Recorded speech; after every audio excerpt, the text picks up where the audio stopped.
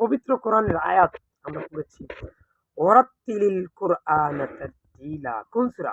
সূরা মুজাম্মিল। ইয়া আইয়ুহাল মুজাম্মিল কুমিল লাইলি ইল্লা কলিলান নিসফাহু আও ইনকুসহু মিনহু কলিলান আও জিদ আলাইহি ওয়ারাত্তিলিল কুরআনা তারতিলা। আল্লাহ পাক এখানে স্পষ্টভাবে বলেছেন কোরআনকে ধীরে সুস্থে তাসবিহ সুন্দরভাবে পড়ার জন্য।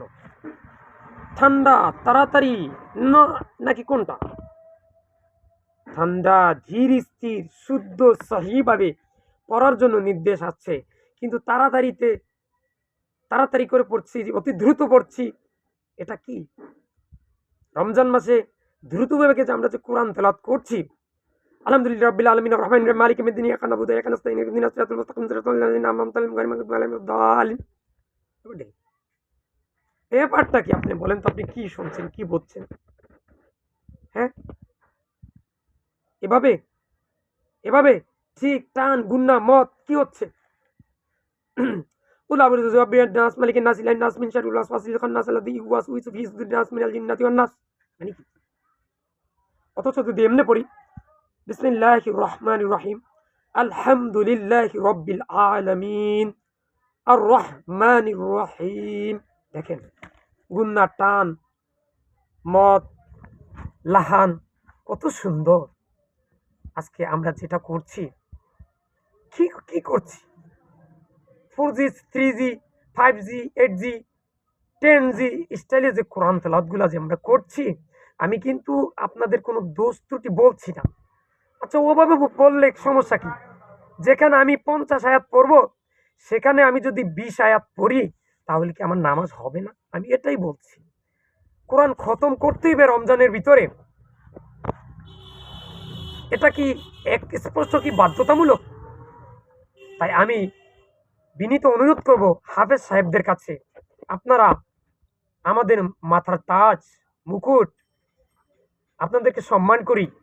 আপনারা বরঞ্চ মসজিদ কমিটির তাদেরকে বলবেন যে আমি কোরআন তেলাওয়াত করব আলহামদুলিল্লাহ, এতে গিয়ে 30 দিনে হতে পারে আমার 15 পারা পড়া হবে, আগামী বছর বাকি 15 পারা পড়ব।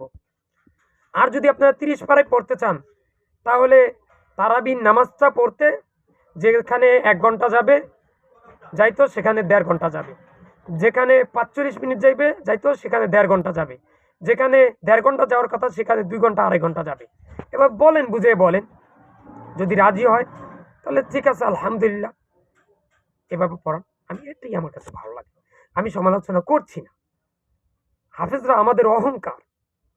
তাই কোরআনের সেই আয়াতকে আমরা ফলো করব, ওয়ারাত্তিলিল কুরআনা তারতিলা। আপনারা বেশি বেশি কোরআন তেলাওয়াত করুন, সন্তানকে কোরআন শিক্ষা দেন, মক্তবগুলা 10টা পর্যন্ত চালু রাখুন। কেজি স্কুল, বিভিন্ন স্কুলের নামে আজকে আমরা কোরআন থেকে সন্তানদেরকে বঞ্চিত করছি। প্রত্যেকটা সন্তানকে কোরআন শিক্ষা দেন, এলমে দ্বীন শিক্ষা দেন।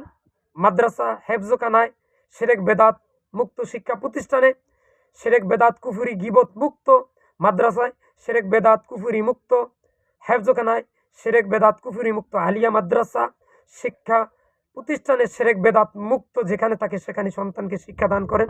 শিরক বেদাত মুক্ত ওস্তাদের কাছে আপনার শিশুকে সন্তানকে পাঠিয়ে দেন। 5 ওয়াক্ত নামাজ পড়েন, হাতে কাজ মুখে লা ইলাহা ইল্লাল্লাহ পড়ুন, এবং নামাজ পড়ার সময় সবাইকে সাথে করে নিয়ে যান। আল্লাহর কাছে একটি চাওয়া, ইয়া আল্লাহ, আপনি আমার মাধ্যমে কম করে আমার দ্বারা 100 মসজিদ প্রতিষ্ঠা করে দেন। আল্লাহ, আমার মাধ্যমে 500 হেফজখানা প্রতিষ্ঠা করাইয়া দেন। আল্লাহ, আমি মরার আগে যেন এটি করে যেতে পারি। আর মৃত্যুর সময় শিরক বেদাত কুফরি মুক্ত রেখে মুখে লা ইলাহা ইল্লাল্লাহ পড়ে মৃত্যুবরণ করেন। ইয়া আল্লাহ, এটা আপনার কাছে আমার চাওয়া। ইয়া আল্লাহ, শাস্তিবিহীন জান্নাত দান করিয়েন।